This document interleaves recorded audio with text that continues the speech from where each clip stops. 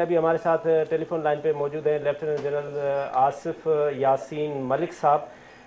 Thank you very much general साहब।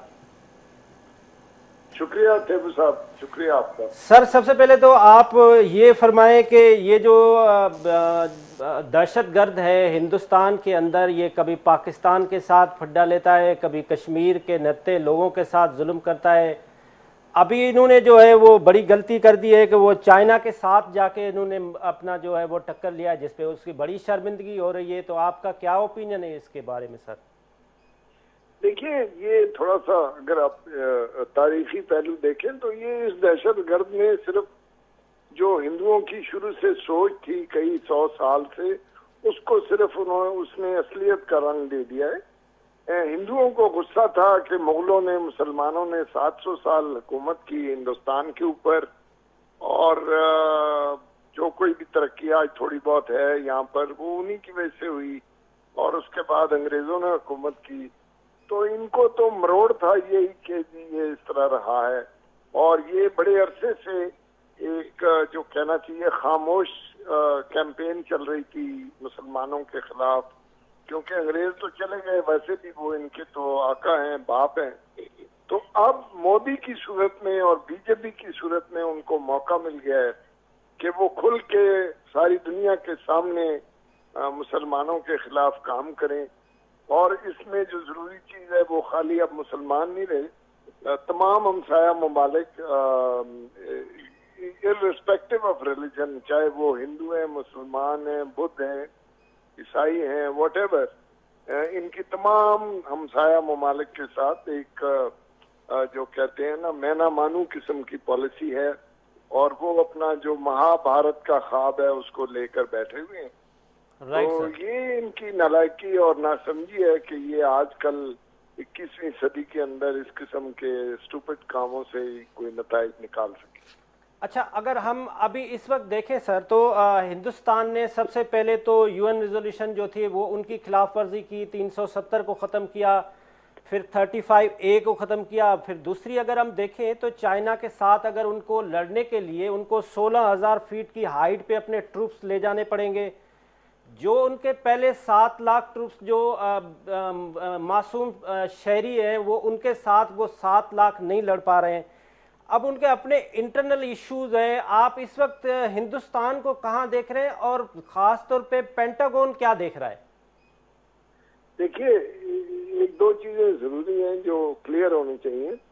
पहली बात तो ये है कि ये जो यूएन की करारदादें वगैरह है ना, माजरत के साथ यूएन एक जो कहना चाहिए डिबेटिंग क्लब के अलावा कुछ नहीं रहा है। वहां पर कोई भी काम नहीं होता जो मेजर 5 पावर्स हैं उनकी मर्जी के बगैर, क्योंकि उनके पास वीटो का हक है। और इसकी मिसाल मैं दूंगा कि आप ये तिमोर, साउथ तिमोर का किस्सा देखें तो उनके साथ ये सारी जो ईसाई और ये सारे लोग मिले हुए थे, उनको 1 साल के अंदर अंदर यूएन ने आजादी दिलवा के मुल्क बना दिया।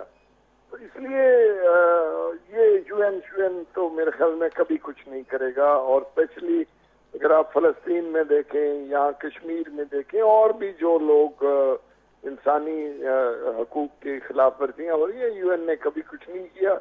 वो एक डिबेटिंग क्लब है या एक इंस्ट्रूमेंट है जिसको बिग पावर इस्तेमाल करती है। अब आ जाते हैं ये जो हिंदुस्तान और चीन का जो मुकदमा है। देखिए, इसमें एक इम्पॉर्टेंट चीज है जो हमारा शायद मीडिया में इतनी नहीं आ रही। लद्दाख जो है वो टेक्निकली कश्मीर का हिस्सा है, और कश्मीर अगर आपने यूएन की बात करनी है तो एक वो है मुतनाज़ा इलाका है, तो इसलिए लद्दाख भी मुतनाज़ा इलाका है। और चाइनीज को शुरू से पता था, लेकिन चाइनीज बड़ी जीरक कौम है, वो बड़ी सोच समझ के काम करते हैं। वो तमाम उसमें कहते रहे कि भाई आराम से ठंडा होके काम करे।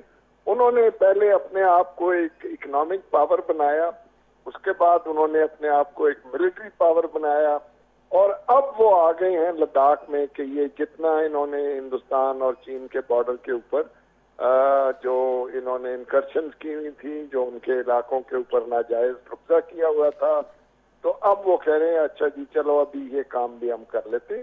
सो ये हिंदुस्तान को गलतफहमी है। और आखिरी पॉइंट जो मैं इस मामले में देना चाहूंगा, ये वॉशिंगटन ने 2005 या 6 में जो इनके साथ स्ट्रेटेजिक अलायंस किया था, उससे इनका हिंदुओं का दिमाग खराब हो गया कि हम तो पता नहीं क्या सुपर पावर बन गए हैं। राइट। उन्होंने इनको इस जो कहना चाहिए इस मोहल्ले का ठेकेदार बनाने की कोशिश की और चीन के खिलाफ और पाकिस्तान के खिलाफ खड़ा कर दिया। अभी ये मैं कभी कभी मुझे रोना और हंसी दोनों आती हैं जो मगरबी ताकतें हैं उनकी सोच पर, कि वो हिंदुस्तान और चीन का मुकाबला कर रहे हैं। देखिए, अगर आप गौर से देखें तो हिंदुस्तान 1947 में आजाद हुआ था और चीन 1948 में आजाद हुआ था, लेकिन आज चीन कहाँ है और हिंदुस्तान कहाँ है? हिंदुस्तान का और चीन का मुकाबला ही नहीं है। हिंदुस्तान जो है ना, वो जिसको कहना चाहिए एक एब्जेक्ट पॉवर्टी या एक शदीद गुर्बत का शिकार है। और अगर आपने चंद दिन पहले एक वीडियो देखी हो जो शायद मीडिया पे नहीं दिखाई जा सकती, जी सर, जी सर, एक गाड़ी के नीचे एक कुत्ता आ गया तो कुछ गरीब लोग खड़े थे, उन्होंने उस कुत्ते को वहां सड़क पे ही खाना शुरू कर दिया। ये हिंदुस्तान है। अब अगर ये वेस्ट वाले सोच रहे हैं कि हिंदुस्तान किसी के खिलाफ खड़ा हो जाएगा, तो ये उनकी नालायकी है और मोदी साहब के दिमाग को चढ़ गई है कि जी हम बड़ी पावर हैं और हम जो है ना बस कुछ कर लेंगे। होगा कुछ भी नहीं, आखिरकार इनको मार पड़ेगी और इतनी मार पड़ेगी कि इनको जगह नहीं मिलेगी। Right sir. अच्छा, आप क्या समझ रहे हैं सर, इस वक्त पाकिस्तान का क्या रोल होना चाहिए? हिंदुस्तान अभी पहले जिस तरह से सर्जिकल स्ट्राइक, कभी फॉल्स फ्लैग ऑपरेशन कर लेता था, तो इस वक्त पाकिस्तान का क्या रोल होना चाहिए इस पूरे सिनारियो के अंदर जो चाइना और इंडिया का कन्फ्लिक्ट हो रहा है? देखिए, पाकिस्तान को 2-3 चीजों पे जोर देना चाहिए। पहली बात यह है कि हमें चीन के साथ कंधे से कंधा मिलाकर खड़ा होना चाहिए।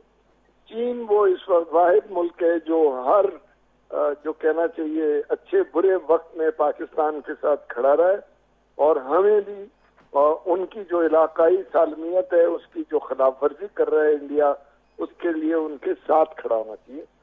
ये याद रखिए कि जो असूल चीन पर लागू हो रहा है वो हम पर भी लागू होता है। इंडिया ने चीन के भी जो इलाके हैं उन पर कब्जा किया हुआ था और इसी तरह उन्होंने कश्मीर पर भी किया हुआ है। अगरचे वो हमारा इलाका टेक्निकली नहीं है, लेकिन वो कश्मीरियों के जो हक खुदरादियत है या राइट ऑफ सेल्फ डिटर्मिनेशन है उसकी वायलेशन है। वो नहीं रहना चाहते भारत के साथ जब तक कि वहां पर एक इस्तफसाबिर राय ना हो जाए या प्लेबिसिट ना हो जाए। राइट। तो इसलिए ये तो पहली बात है। और मुझे थोड़ा सा अफसोस है कि जिस बांगे दोहल हमें कहना चाहिए हमारी जो फॉरेन मिनिस्ट्री है वो उतना नहीं कर रही। हमें बिल्कुल एलानिया चीन के साथ खड़ा होना चाहिए। जो अभी हमारी आप कह रहे हैं हमारी फॉरेन मिनिस्ट्री इस वक्त खड़ी नहीं हो रही है, जो उसको खड़ा होना चाहिए। वो बड़ी बड़ी वाजिबी किस्म की बातें कर रहे हैं। देखिए, ये वाजिबी बातों का नहीं है वक्त। हमें अपना खुल के उनके साथ खड़ा होना चाहिए। जब चीन वाले हमारे साथ खड़े हैं तो हमें उनके साथ खड़ा होना बिल्कुल बिल्कुल ठीक है। लेफ्टिनेंट जनरल आसिफ यासीन मलिक साहब, हमारे पास टाइम कम होने की वजह से माजरत, बहुत बहुत शुक्रिया आपका, आपने टाइम दिया। Thank you.